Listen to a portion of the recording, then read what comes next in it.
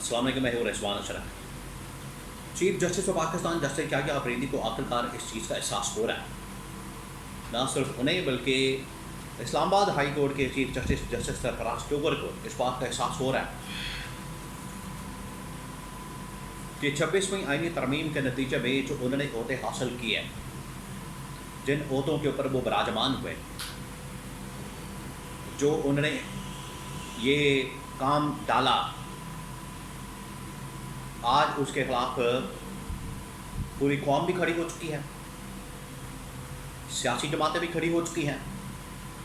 Media کے اندر بھی آوازیں اٹھ رہی ہیں، اور سب سے بڑھ کر ان کی اپنی ہی عدالت کے اندر اپنے ہی کولیگ، اپنے ہی ججز ان کے خلاف ہو چکے ہیں، اور وکلاء برادری بھی ان کے خلاف ہو چکی ہے۔ تو ان کے لیے یہ ایک ایسی سچویشن بن گئی ہے جس میں سروائیو کرنا، آگے بڑھنا یا وہاں سے نکلنا بڑا مشکل ہو گیا۔ واپسی کا راستہ کوئی نہیں، آگے بھی مشکلات ہیں، تو اس سے کیسے نکلا جائے گا؟ اور چیف جسٹس آف پاکستان یحییٰ آفریدی کے پاس اور جسٹس سرفراز ڈوگر کے پاس کیا راستہ ہے؟ آگے یہ کیا کر سکتے ہیں؟ گورنمنٹ کی جانب سے کیا ان کو لائن دی جائے گی جس کے مطابق یہ آگے بڑھ سکے؟ ان کے پاس دو ہی آپشن موجود ہیں، یا تو میرٹ کے اوپر فیصلے کریں، انصاف کریں، اور اگر یہ کام نہیں کیا جاتا تو پھر اس کے بعد یہ ذلت اور رسوائی کے لیے تیار ہو جائے۔ اس کے بارے میں بڑی اہم ترین معلومات ایک خاتون وکیل ایمان مزاری، جنہوں نے چیف جسٹس اسلام آباد ہائی کورٹ سرفراز ڈوگر کے خلاف باقاعدہ ہراسمنٹ کی پٹیشن دائر کی، ان کے گھر کے اوپر بھی چھاپے مارے جا رہے ہیں، گرفتاری کے لیے، پکڑنے کے لیے، اریسٹ کرنے کے لیے، مزید ہراسمنٹ کے لیے۔ اس کے بارے میں بڑی اہم ترین معلومات۔ عمران خان نے کس طریقے سے کہا ہے کہ آپ اپنا احتجاج تیار کریں، اور وکلاء برادری آگے کیا کرنے جا رہی ہے، اس کے بارے میں بہت اہم ترین معلومات میرے پاس موجود ہیں، ایک ایک کر کے میں آپ کے ساتھ شیئر کرتا ہوں۔ سب سے پہلے میں آپ کو یہ بتا دوں، خبر دے دوں کہ ایمان مزاری خاتون وکیل، جنہیں اسلام آباد ہائی کورٹ میں چیف جسٹس سرفراز ڈوگر کی جانب سے ہراسمنٹ کا سامنا کرنا پڑا، انہوں نے جب ہراسمنٹ کے خلاف، دیکھیے یہ ہراسمنٹ کی کیٹیگری میں تو آتی ہے بات، جو انہوں نے کہی، جو الفاظ ان کی جانب سے کہے گئے،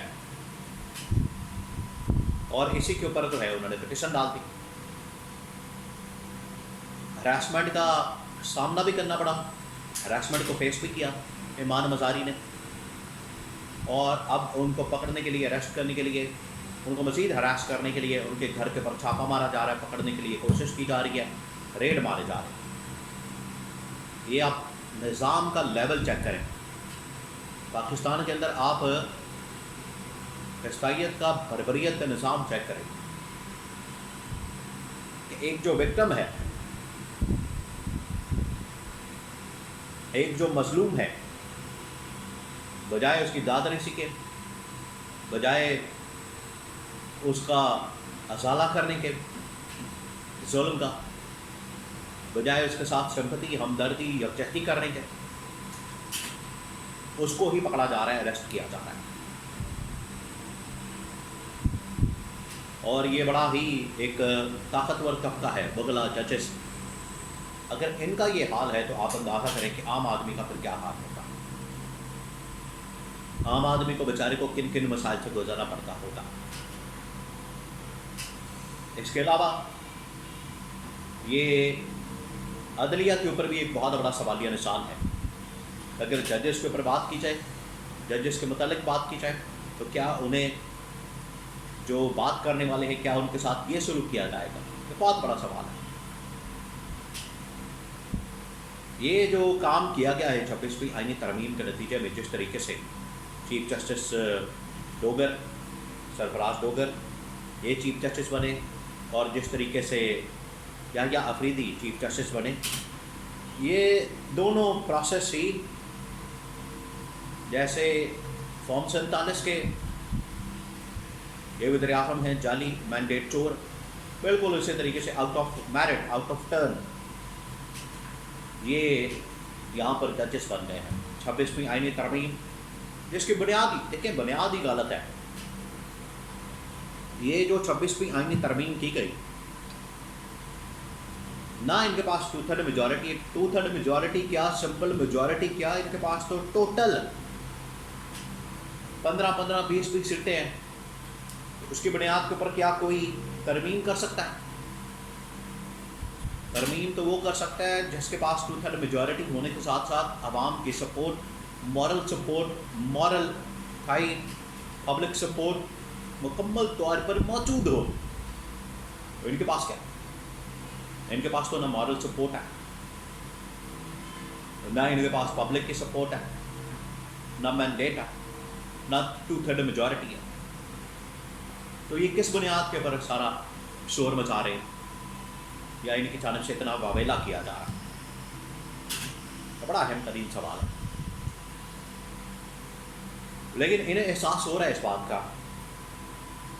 بار بار جس طریقے سے طارق محمود جہانگیری کے حق میں فیصلہ آ رہا ہے،